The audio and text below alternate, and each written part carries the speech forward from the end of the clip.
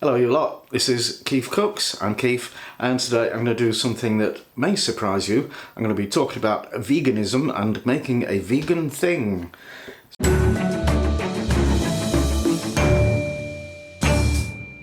Before we start, I've got to thank a couple of people. Two donors through PayPal, Peggy Mallon and Black Hamish. Arr. And also two new fans on Patreon, Andrew C and Harry Bond, and one new super fan, David Hay. Thanks guys, I really appreciate it. And also this was, well, not specifically this, anything vegan was requested by Edward Andrews, who I think might be Andrew C, but you never know. Right, what it is, it's January, but some people would want you to say it's veganuary. I personally would rather be seen dead than go around using words like that. Good grief, man. But the idea is after the excess of Christmas, you change to a different kind of excess, which is all plant-based. And to exploit this to the max, the UK high street bakery chain Greggs have launched a vegan steak bake. So about this time last year, Greggs launched their vegan sausage roll, which was an absolute sensation apparently, and increased their profits for the quarter dramatically. I still haven't had one. I keep meaning to get one and do a review of it, but yeah, I keep forgetting. Anyway, the steak bake is another thing because I do occasionally actually buy a meaty steak bake because I love them. So the launch of the vegan version, well, everybody's been reviewing it on telly. Piers Morgan has had his customary go at it because he does. And I checked on the Greggs website yesterday to see if any of my local Greggs shops were stocking this, and the closest one that actually had it was Horsforth, which is only a couple of miles away. So I went up there and I had reserved it by telephone with the two lovely ladies who worked there, and I got two. You'll notice there's only one left, and that's because of testing. While it was still officially hot in its original condition. So what I'm going to do is heat half of this up and show you what it looks like and have a little taste of it. And then I'm going to make my own version. It's not meant to be a pure copy, it just couldn't be. So the filling for these is made by Quorn, or some people pronounce it corn. It's a kind of mould actually, but they do wonderful things to it to make it taste delicious. And it was actually developed in Britain 30 or 40 years ago, and so, you know, it's been on the market for over 30 years and is apparently completely safe, just in case you were a little bit worried. However, it's a, you know, when people talk about vegan food, vegan diet, vegan lifestyle, you think it's all kind of healthy and natural, but in reality it's anything but. It's you know, the contortions you have to go through to not use readily available animal products, you know, like milk, eggs, yeah, it's just, I think it's a little bit deranged. But the idea of eating less meat, yeah, I'm right alongside that, especially in a processed thing like this, like a sausage roll, like a burger, where you can't really tell if it's really meat anyway, even if it is, so no great loss there. Right, first thing I'm going to do is measure it, because if I make my own to my own imagined dimensions, it'll be about as big as a house. So let's try and get a grip on reality. Okay, so that's 115 millimeters long and 100 wide. I managed to smash it somehow. Clever old me.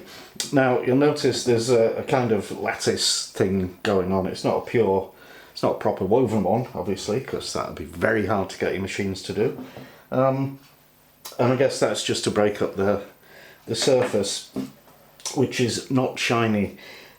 you know, Greggs, well, most bakers will always aim for a shiny glaze on their product, but it generally relies on egg.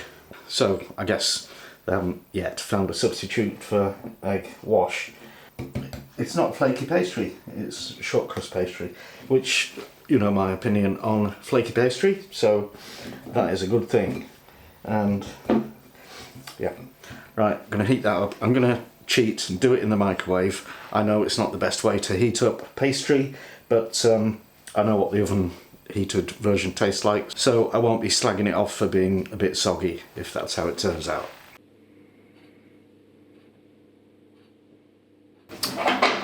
Okay, that does smell fantastic. And let's see what we got.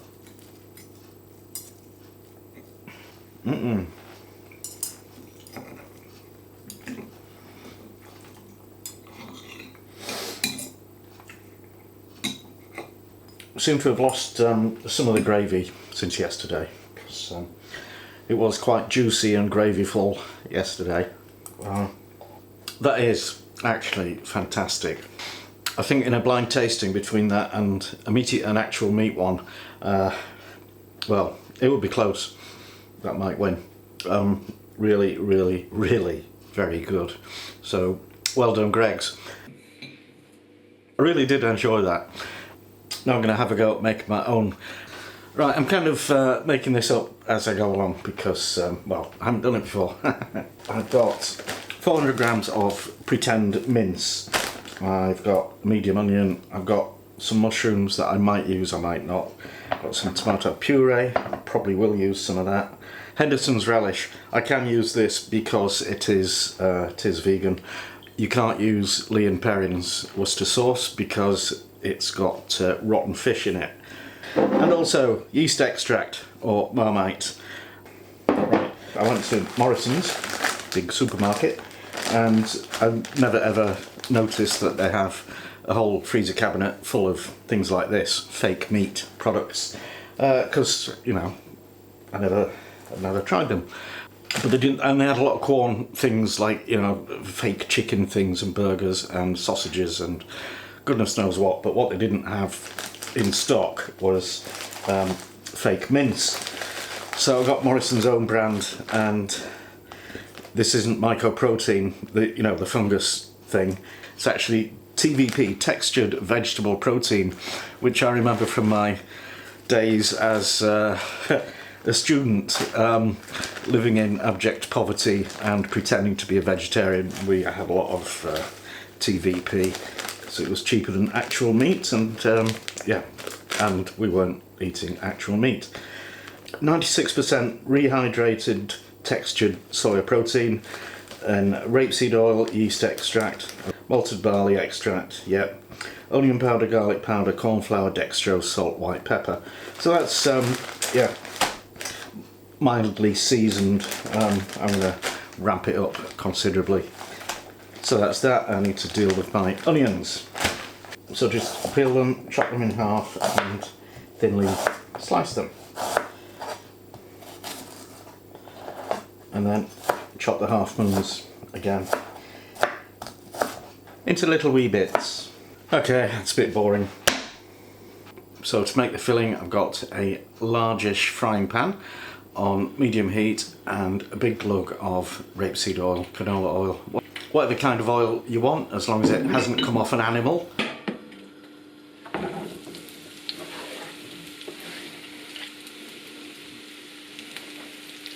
And we'll just cook those through for about 5 minutes, and try not to get them too browned, but a little bit is okay. Now we'll add the not mince and get that browned. I think maybe trying to brown it from frozen is not the right thing to do, so I'm going to put some water in.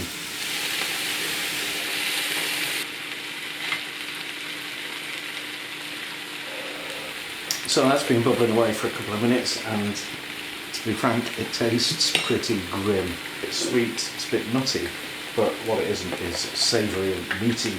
So I'm going to add a teaspoon of yeast extract as a starter, and take it from there. Pinch of salt. Another teaspoon of yeast extract. Alright, we're getting there, but not there yet. So a good squeeze of tomato puree and that much Hendo's. Okay, the meaty element is still not tasting particularly meaty. It's gone a bit more tomatoey, but well, we'll keep on messing about with that. However, I'm going to make a gravy separately, so it'll include those 4 mushrooms and another onion and water and yeast extract, and we'll fiddle about with that till we get that tasting nice. So I've got a little pan and I'm heating a good glug of rapeseed oil in there, and then I'll add my finely chopped onion and cook that for about 5 minutes, and I'm not bothered if it goes brown, it can do. Now we'll sift in some flour and stir it well until it's kind of absorbed all the oil, and you can let that cook for a few minutes and go dark and brown and nutty. Then we'll add about half a litre of boiling water and the finely chopped mushrooms, and let those cook out for 5 minutes, and then taste it and mess about with it. So it was probably a mistake to put the mushrooms in, because all I've got is a thing that tastes of mushrooms. It's very nice, but it's not the thing that Greg's made. Anyway, it's in there now, can't get it out. So I'm going to add half of the pseudo meat to the gravy, and I'll use the rest of it for something else. And a little splash of soy sauce to, you know, give it a bit more umami and make the colour a bit darker. And then that's the filling done. So moving on to the pastry.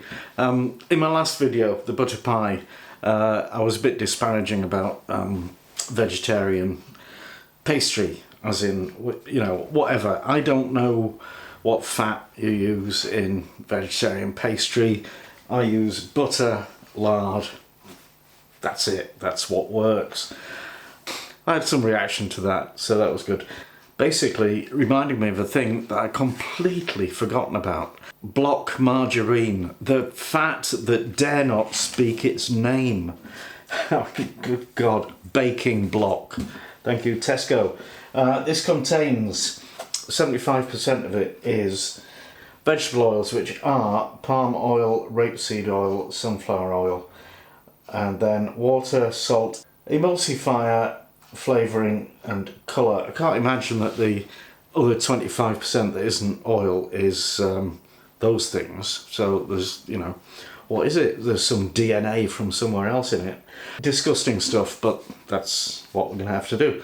So I thought, and also I just had a look on the Greg's website for ingredients for this vegan steak bake.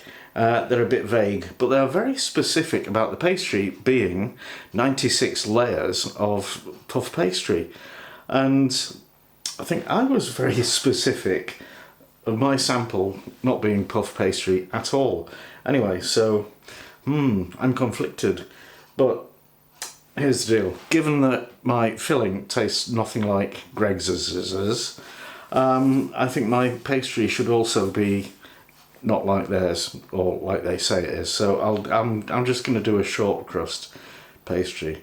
No, I don't like puff pastry. Anyway, so to make my vegan pastry, I've got 300 grams of plain all-purpose flour, 1 teaspoon of salt. Stir that in.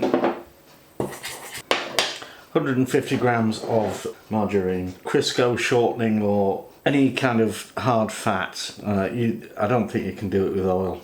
Maybe you can, but you need to rub it into the flour till it looks like fine breadcrumbs, which I don't know how you'd do that with oil. I don't think you could.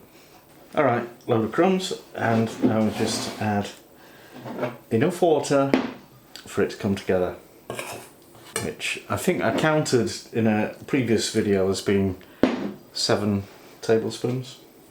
Okay, that's pretty much it. So cover that, stick it in the fridge, let it rest for half an hour. Well, lots of flour on your worktop because this is a bit sticky. So I'm going to do separate rectangles for the top and the bottom rather than fold it over like a traditional pasty. I hope that works. So I need to measure this. I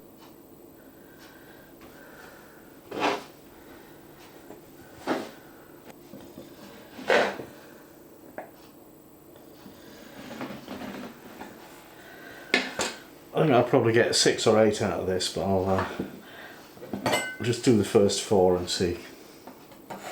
So I've got some tops rolled out, and I'm just going to cut slits for the kind of fake trellis effect on the top, because I think that looks really good. Obviously, Greggs have big machines to do this, but I've only got me and a little knife. Okay, let's assemble our things. Our not steak bake in any way, shape or form thing, but they are vegan. So all those people on the planet Vega, rejoice. Right, so I've just moistened the base around the edge with water. I've got a top which I've cut the slits in. I've got some melted margarine, and then spoon on some of the filling. I've had to drain this because there was just too much runniness going on. Pop that on and press down the edges. Do you know what? I wanted these to turn out perfectly, which obviously they're not going to do. And I'm sure there's going to be people saying, you messed that up because you don't like the idea of vegan stuff, or you know, whatever. This is not the case. I'm doing my best. Maybe not my day for doing this, but anyway. Need the oven preheating. 160 Celsius for a fan oven, convection oven. That's 180 for a conventional one. I think that is gas mark. I think that's gas 4.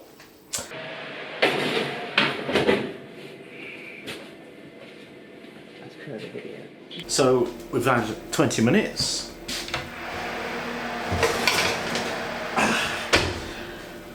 And this is what we got. So they look awful. I'm going to glaze them. I get glaze. This is the thing about vegans. Why can't I have a little bit of egg? You know, you don't have to kill the chicken to get the egg. And then you can have a nice glaze on your thing, pie, pastry. Anyway, right, I'll give these another 10 minutes. I'm not enjoying this one. Can you tell?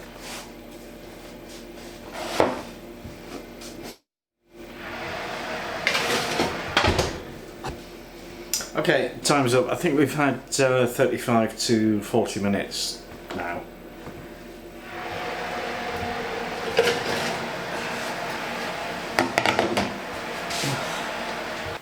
And there's our very strange looking bake things. Greggs do it better. And now it's taste test time with Mrs. KeefCooks. Hello, Donnie. Hello, mate. Hi, guys. Alright. Ooh.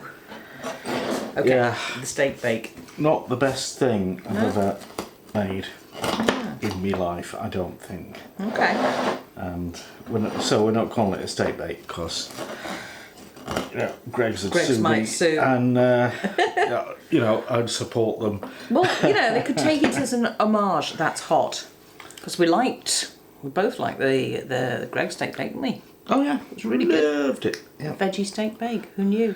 Vegan. Vegan steak bake. That's even harder to do.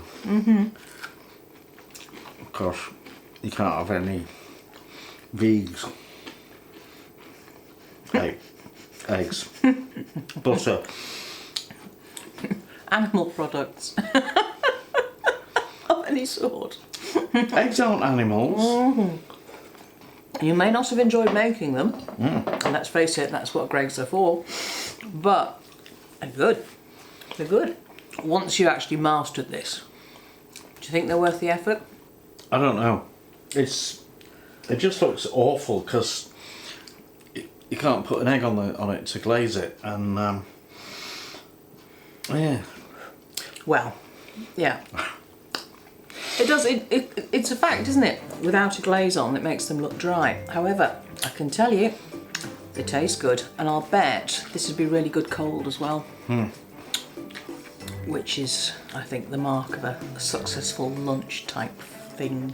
There you go. There you go. Anyway. Guess what you're having for lunch? Oh, the things I have to do for his art. Oh, Anyway, I'm not taking another bite of that because it's hot and I've got to be able to wave and everything, haven't I? you have. I have, yes. So, if you enjoyed this video, give it a like, share, subscribe, etc. And thank you for watching. And see you next time with another. Oh, we're doing it. I don't know. Yeah.